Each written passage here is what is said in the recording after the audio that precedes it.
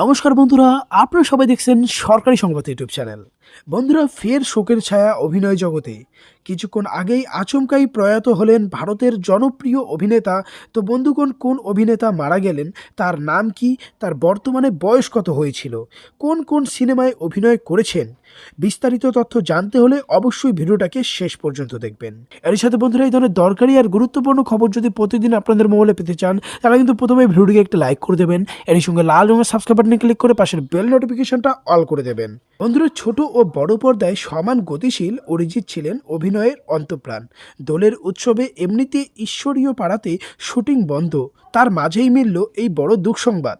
খবরটি জানিয়েছেন আর্টিস্ট ফোরামের কোষাধ্যক্ষ তথা অভিনেতা সোহম বন্দ্যোপাধ্যায়। সোহম বন্দ্যোপাধ্যায় তার ছবি শেয়ার করে লিখেছেন, আমাদের বন্ধু ভাই অরিজিৎ ব্যানার্জি ওরফে তোতা আজ সন্ধ্যে 6:19 হৃদরোগে আক্রান্ত হয়ে মারা গিয়েছেন। তিনি আজীবন বামপন্থী চিন্তাধারায় বিশ্বাসী ছিলেন। সিরিয়ালের অভিনয়ের পাশাপাশি তিনি রঙ্গমঞ্চে অভিনয় করতেন। তিনি অভিনয়ের পাশাপাশি নাটক পরিচালনাও করছেন।